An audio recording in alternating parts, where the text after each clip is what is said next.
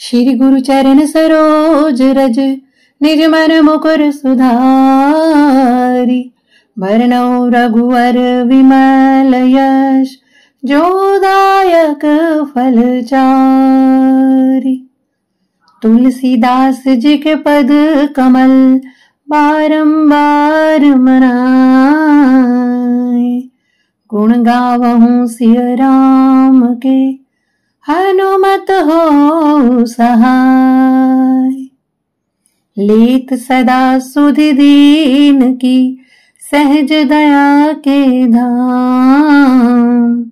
जननी जनक हमारे प्रभु श्री सीताराम।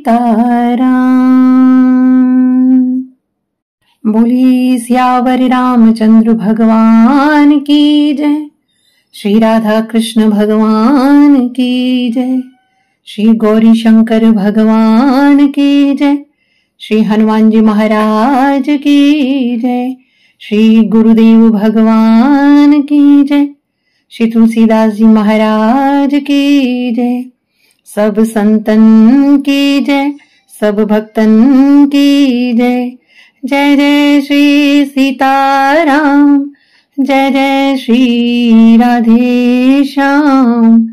नमः पार्वती पतये, हर हर महादेव। हम सब पर सौभाग्यशाली हैं कि करुणा निधान भगवान की अकारण करुणा के कारण श्री रामचरितमानस के आधार पर भगवान श्री राघवेंद्र सरकार की मंगलमयी कथा का गायन श्रवण लाभ हम सब मिलकर प्राप्त कर रहे हैं। परंपरा अनुक्रम में श्री भगवान नाम संकीर्तन मिलजुल कर श्रद्धा के साथ करें। श्री राम जय राम, जय जय राम। श्री राम जय राम, जय जय राम। श्री राम जय राम, जय जय राम। श्री राम जय राम, जय जय राम। श्री राम जय राम, जय जय राम। श्री राम जय राम, जय जय राम। श्री राम जय राम, जय जय राम। श्री राम जय राम, जय जय राम।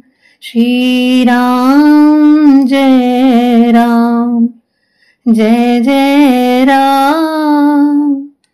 श्री राम जय राम, जय जय राम।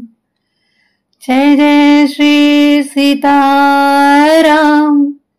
जय जय श्री राधे श्याम। नमः पार्वती पतये, हर हर महादेव। श्री राम कथा भाग 8 में हमने अभी तक श्रवण किया कि माता सती श्री राम जी की परीक्षा लेकर भगवान भोलेनाथ जी के पास आती हैं। तो आइए इसी प्रसंग को आगे बढ़ाते हुए आज की कथा में प्रवेश करते हैं। गई समीप महेश तब हंसी पूछी कुशला। लीनी परीक्षा कवन विधि कहो सत्य सब बात। तो सती मैया जब शिव जी के पास पहुंचते हैं तो बाबा तुलसी यहाँ लिखते हैं, गई समीप महेश तब हंसी पूछी कुशलात। क्योंकि शंकर जी जानते हैं कि जो राम जी का अपमान करते हैं, लक्ष्मण जी क्रोध करके उसे सबक सिखाते हैं, तो कहीं सती का तो हाल नहीं बिगाड़ दिया। इसलिए यहाँ कहा हंसी पूछी कुशलात, हंसकर पूछा कि कहो सती कुशल तो हो।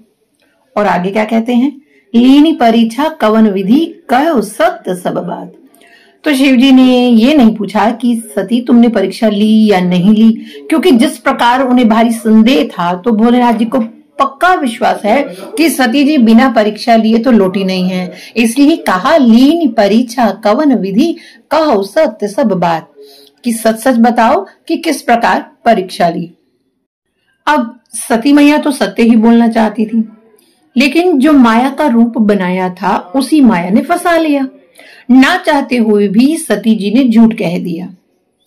कछु न परिशालीन गोसाई, कीन्ह प्रणाम तुम्हारी नाई। हे प्रभु, मैंने तो कुछ भी परीक्षा नहीं ली, आपके ही समान मैंने भी प्रणाम किया। बस फर्क सिर्फ इतना है कि आपने दूर से प्रणाम किया, मैंने पास जाकर प्रणाम किया। अरे जो आपने कहा है वह झूठ थोड़ी ना हो सकता है, मुझे पूरा विश्वास है। लेकिन शंकर जी को सती जी की बात पर विश्वास नहीं हुआ। अरे मैंने इसे इतना समझाया तो ये नहीं मानी, तो रास्ते में ऐसा कौन गुरु मिल गया कि उसके समझाने से सती समझ गई और बिना परीक्षा लिए ही वापस लौट आई।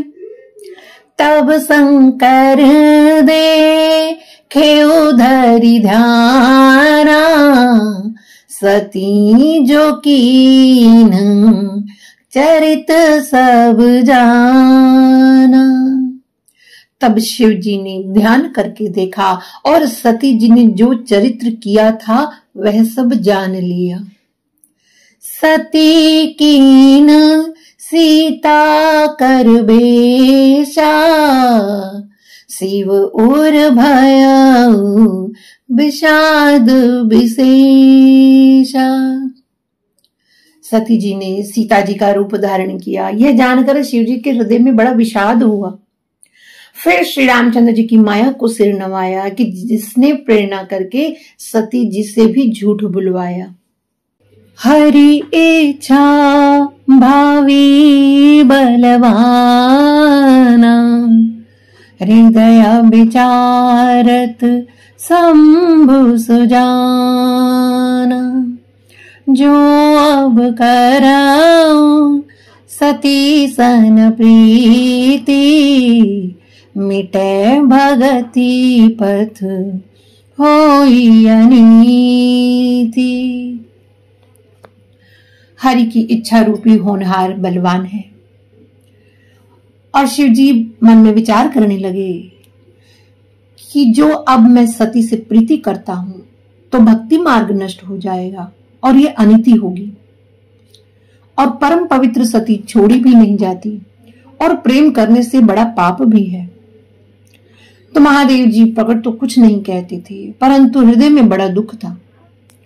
तब शंकर प्रभु पद सिरुनावा, सुमिरत राम हृदय अस आवा।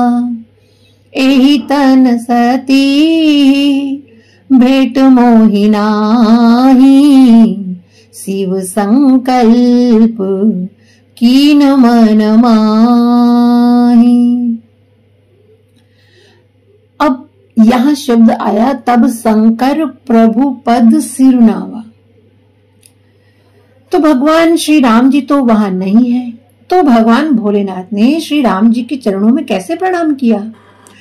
तो बड़ा ही सुंदर अर्थ हमें समझाते हैं हमारे संतजन, क्योंकि राम जी अभी अभी उसी रास्ते से गए थे, इसलिए भगवान श्री राम के पद चिन्ह वहां पर थे। तो भगवान भोलेनाथ जी ने श्री राम जी के उन चरण के चिन्हों में अपना सिर नवाया, और जैसे ही शीश नवाया सुमिरत राम हृदय अस आवा।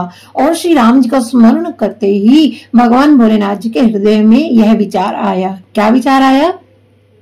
एहि तन सती ही भेंट मोहि नाहि, कि इस शरीर से सती के साथ अब भेंट नहीं हो सकती, और शिव संकल्प कीन मन माहि। और शिव जी ने यह संकल्प मन में कर लिया।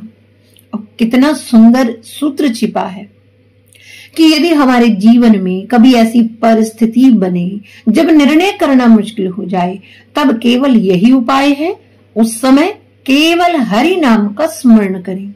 हे प्रभु, अब आप मुझे प्रेरित करें कि मेरे लिए क्या सही है। और फिर हरि प्रेरणा से हमारे मन में वो विचार आ जाता है जो हमारे लिए सही होता है। इसलिए भगवान भोलेनाथ ने संकल्प किया मन ही मन, और ऐसा विचार कर शिव जी राम जी का स्मरण करते हुए अपने स्थान को चले। और चलते हुए आकाशवाणी हुई, हे महादेव जी, आपकी जय हो, आपने भक्ति दृढ़ की। असपन तुम बिनु कराई कुआरा, राम भगत समरथ भगवाना। सुनी नभ गिरा सती उर सोचा, पूछा से वही समेत सकोचा।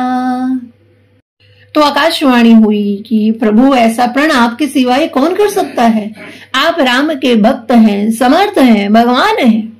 और आकाशवाणी को सुनकर सती जी के मन में बड़ी चिंता हुई और उन्होंने सकुचाते हुए शिव जी से पूछा, कीन कवन पन कहो कृपाला, सत्य धाम प्रभु दीन दयाला। यद्यपि सती पूछा बहु भांति, तदपि न कहे त्रिपुर आरती। कीन कवन पन कहो कृपाला, सत्य धाम प्रभु दीन दयाला। माता सती कहती हैं, हे कृपालु, कहिए आपने कौन सी प्रतिज्ञा की है। हे प्रभु, आप सत्य के धाम और दीन दयालु हैं। यद्यपि सती पूछा बहुभांति, तदपि न कहो त्रिपुर आराती। यहाँ आराती शब्द आया जिसका अर्थ होता है शत्रु, वैरी। और त्रिपुर आराती क्यों, यहाँ ये भगवान भोलेनाथ जी के लिए आया है। त्रिपुर आराती क्योंकि भगवान भोलेनाथ ने त्रिपुरासुर का वध किया था। हमारी श्री भागवत महापुराण और शिव महापुराण में भी बड़ी विस्तृत कथा आती है, जिसमें तारकासुर का वध किया था स्वामी कार्तिकेय जी ने। और तारकासुर के 3 पुत्र हुए, तारकाक्ष, कमलाक्ष और विदुरमाली। इन्होंने ब्रह्मा जी के लिए तप किया और ब्रह्मा जी इनके तप से प्रसन्न हुए और वरदान मांगने को कहा। तो इन तीनों ने कहा कि आप हमें अमर कर दीजिए। तो ब्रह्मा जी ने कहा कि संसार में जो आया है उसे जाना ही है, इसलिए अमृत का वर तो मैं नहीं दे सकता हूं, हाँ कुछ और मांग लीजिए। तब उन्होंने कहा है कि ठीक है, फिर आप हमें 3 पुरों का निर्माण करके दीजिए जो आकाश में ही रहें, और हम इन नगरों में बैठकर सारी पृथ्वी पर आकाश मार्ग से ही घूमते रहें। और 1000 साल बाद हम जब तीनों एक जगह मिले, जब ये तीनों नगर एक सीध में आ जाए, और उस समय जो देवता उन्हें एक ही बाण से बेध देगा तो वही हमारी मृत्यु का कारण हो। तो ब्रह्मा जी ने तथास्तु कहा। तो तब ब्रह्मा जी के कहने पर मय दानव ने 3 पुरों का निर्माण किया। सोने का तारकाक्ष को मिला और चांदी का कमलाक्ष को और लोहे का भवन विदुरमाली को। और तब इन तीनों ने ही सबको प्रताड़ित करना शुरू कर दिया। इन तीनों ने मिलकर तीनों लोकों पर अपना अधिकार पा लिया। तब इंद्र आदि सब देवता भगवान शंकर जी की शरण में गए और कहा कि हे प्रभु, आप हमारी रक्षा कीजिए। तब भगवान भोलेनाथ ने ही इन तीनों का, जब ये नगर एक ही सीध में आए इकट्ठे, और तब भगवान भोलेनाथ ने एक ही बाण से इन तीनों नगरों को बेध दिया, जिससे इनकी मृत्यु का ये कारण बना। इसलिए यहाँ शब्द आया त्रिपुर आराती, अर्थात भगवान भोलेनाथ। तो यद्यपि सती पूछा बहुभांति, तदपि न कहो त्रिपुर आराती।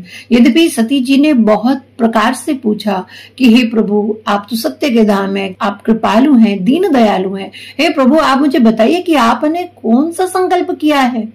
लेकिन बहुत पूछने पर भी भगवान भोलेनाथ नहीं बताते हैं, वो चुप रहे। अच्छा, क्यों चुप रहे? क्योंकि सती मैया भगवान भोलेनाथ से अत्यंत प्रेम करती हैं, उनका पतिव्रत सच्चा है, और ऐसे ही भगवान भोलेनाथ भी सती मैया से अत्यंत प्रेम करते हैं। और भगवान भोलेनाथ जानते हैं कि यदि मैं सती को ये कह दूं कि अरे मैंने तुम्हारा मन ही मन त्याग कर दिया है, तो सती इस दुख को सहन नहीं कर पाएगी। बस इसी चिंता के कारण भगवान भोलेनाथ सती मैया को नहीं बताते हैं अपने संकल्प की बात। तो जब सती मैया के पूछने पर भी भगवान भोलेनाथ ने नहीं बताया, तो सती मैया ने हृदय में विचार किया कि लगता है सर्वज्ञ शिव जी ने सब जान लिया है। अपनी करतूत को हृदय में स्मरण कर सती जी को बड़ी चिंता हुई। कृपा के समुद्र शिव जी बड़े गंभीर हैं, उन्होंने मेरे अपराध को प्रकट नहीं कहा है। शिव जी का रुख देखकर सती जी ने जान लिया कि प्रभु ने मेरा परित्याग कर दिया है। वे मन ही मन व्याकुल हो गई। अपना अपराध समझकर कुछ कहा नहीं जाता, किंतु कुम्हार के अमय के समान सती का हृदय तपने लगा। सती को चिंता से व्याकुल जानकर सुख के निमित्त शिव जी ने सुंदर कथाएं कही। मार्ग में अनेक प्रकार के इतिहास कहते हुए शिव जी कैलाश पर पहुंचे। वहां फिर अपने प्रण का स्मरण कर शिव जी वट वृक्ष के नीचे आसन लगाकर बैठ गए। शंकर सहज स्वरूप समारा, लागी समाधि अखंड अपार। शंकर सहज स्वरूप संभारा। तो सहज स्वरूप कौन सा होता है जीव का? देखो, ये जो रूप है ये शरीर है और ये शरीर एक दिन नष्ट हो जाएगा। और सहज स्वरूप कौन सा है? अर्थात सहज मतलब जो सदा रहता है, जो सहज है, जो नित्य है, अर्थात जीवात्मा।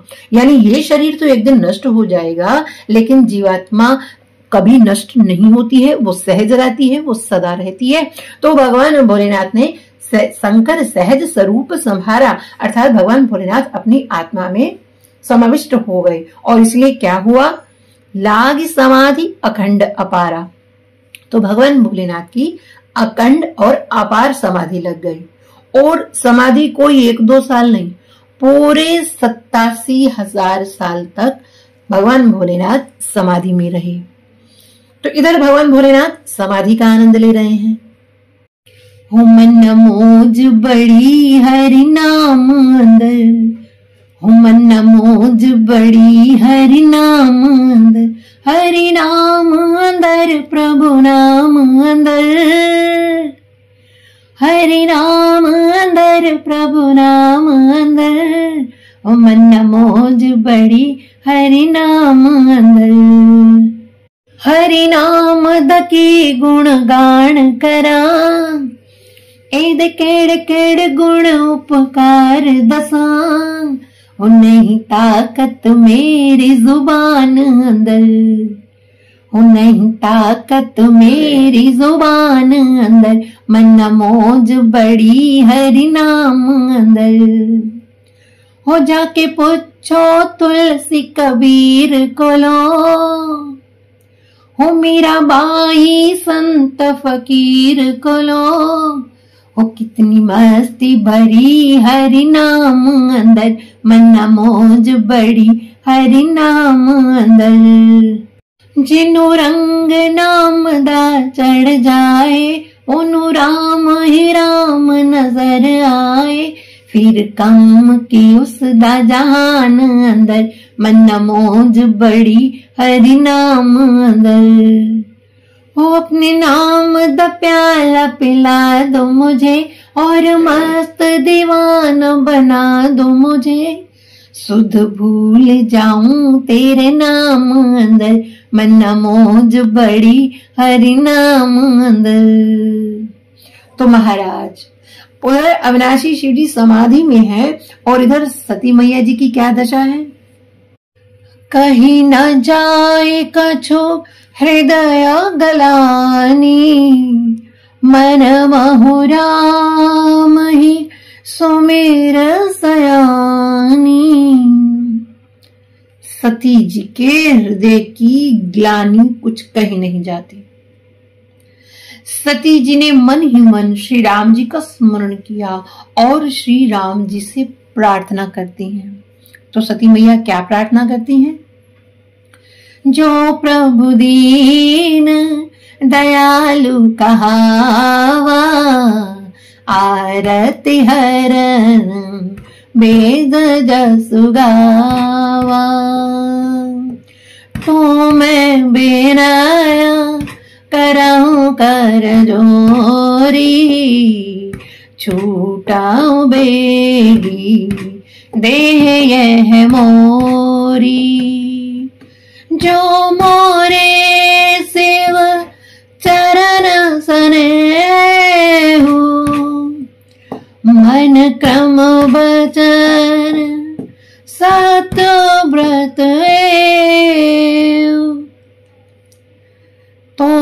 दरस सुनिया प्रभु, करो सो बेगी उपाय।